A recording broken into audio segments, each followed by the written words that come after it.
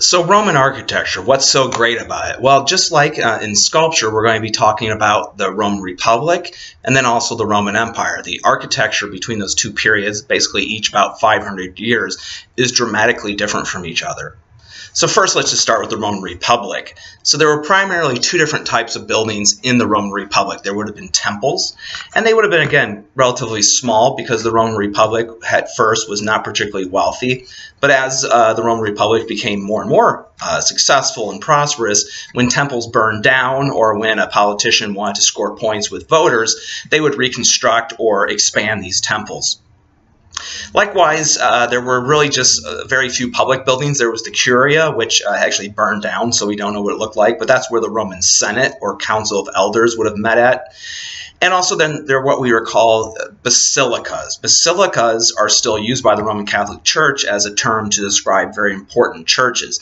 But originally in the Roman Republic and imperial sense, they were law courts. So Roman law was very famous. In fact, if you have ever actually been to court, you might have noticed that there's some terms used in American law courts that are actually in Latin. So that just shows the influence of Roman law. And also, I want you to remember this when we get to early Christian art. Basilicas were giant meeting houses. So consequently, when the first churches were built publicly, they were based off of Roman law courts because they were built to have very large groups of people meet inside of them. So also very important is there are two new architectural orders. There's the Tuscan order, and the Tuscan order is basically a Roman version of the Greek Doric style. So that's very important to remember. In fact, if you start looking around at houses, particularly out in suburbia in America, you might notice that there's a lot of houses that actually use the Tuscan order on front porch columns. So it's still to this day an incredibly influential architectural form. And then there's also the composite order, which is a combination of the Ionic and the Corinthian. So they're very complex, and you'll see these big volutes, like in the Ionic order, sticking out from the corners of acanthus leaves, just like in the Corinthian order. Now, it's a little tricky because if you remember from last week when we were talking about the ancient Greek architectural orders, which the Romans used all of those, we talked about the fact that those little volutes are still present in the Corinthian order. But in the composite order, those little volutes become just as large as you might see in an Ionic capital. So just to recap, the Tuscan order is basically the Roman version of the Doric order in Greek architecture, and the composite style developed by the Romans is a combination of Ionic and Corinthian. So after the fall of the Roman Republic and the coming of the Roman Empire, architecture changes dramatically. First and foremost, it's no longer about democracy, but it's about one-man rule. So we see very large temples being built to show off the glory of these Roman emperors. And we also see, at the same time, we see a very stark development of higher engineering principles, more advanced buildings, more daring buildings. Particularly the Romans invented the dome. The dome is basically like an arch that's been rotated 360 degrees, so to speak. So some of the early buildings of the Roman Empire, for example, are the Forum of Augustus. The Forum of Augustus was built as an expansion of the Imperial Forum, basically the original Forum. So this was dominated by a giant temple dedicated to Mars the Avenger, which was to commemorate Caesar Augustus's victory over the assassins of his adopted uncle, Julius Caesar, and also the defeat of Mark Antony and Cleopatra.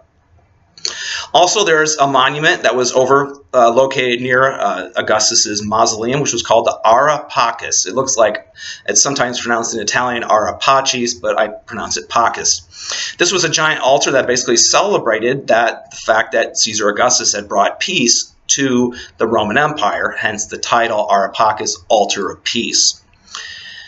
Moving forward then, we also see the giant palace of the Emperor Domitian, the Domus Augustana, built up on top of the Palatine Hill.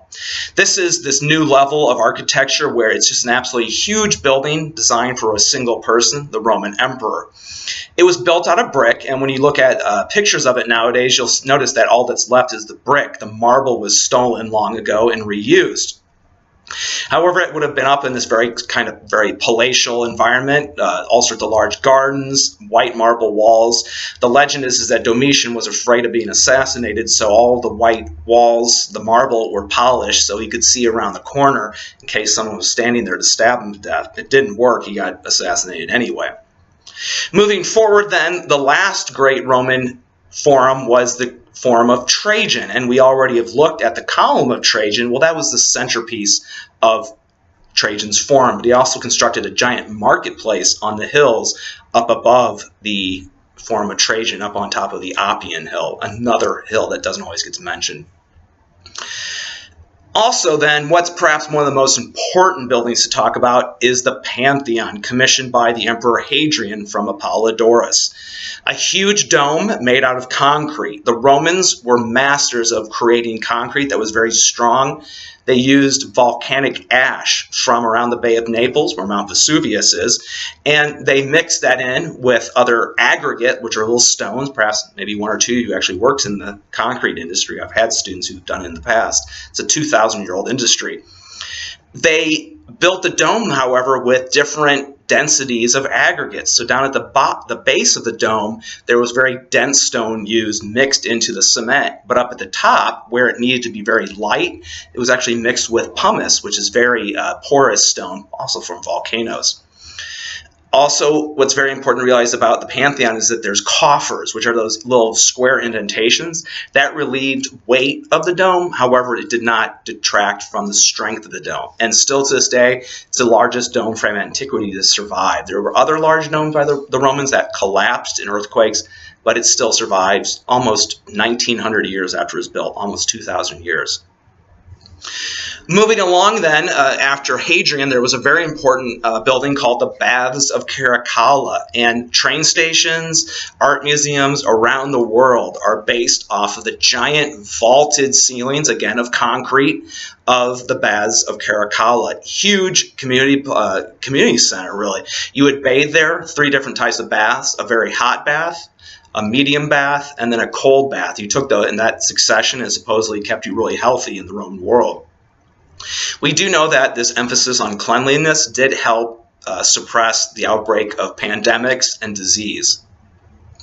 The water was heated by fires underneath the floor, which we call hypocausts, and they had giant aqueducts which brought in huge amounts of water for the city of Rome and also for the bathhouses. The water was crystal clear, and even still to the present day, many of these aqueducts still work, and in the middle of a hot day in Rome, you'll get cold water straight out of the fountains in downtown Rome because it comes straight from the Apennine Mountains through the aqueducts built by the Romans. Finally, perhaps another last important building is the Basilica of Constantine and Maxentius. You'll sometimes refer to it as just simply the Basilica of Constantine.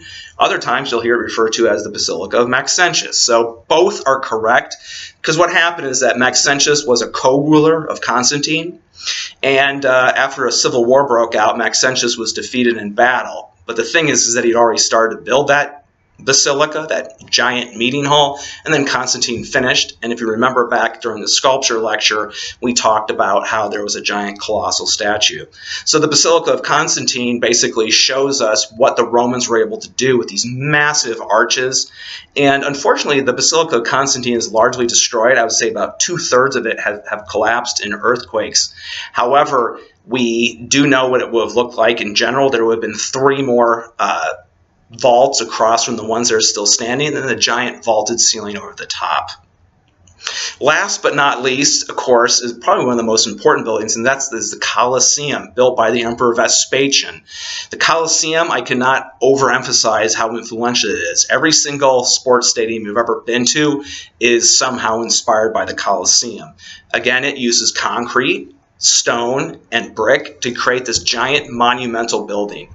It really wasn't until the 20th century in the United States that there was a stadium built that could hold as many people as the Colosseum, which is around 50,000 people, if you can believe that.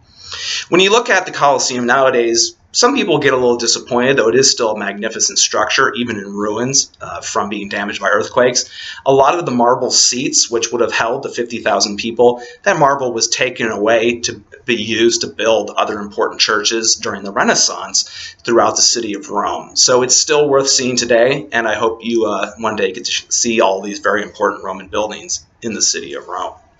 So there'll be a discussion question after this lecture, along with the other professor's lectures, and then move on to early Christian art and architecture.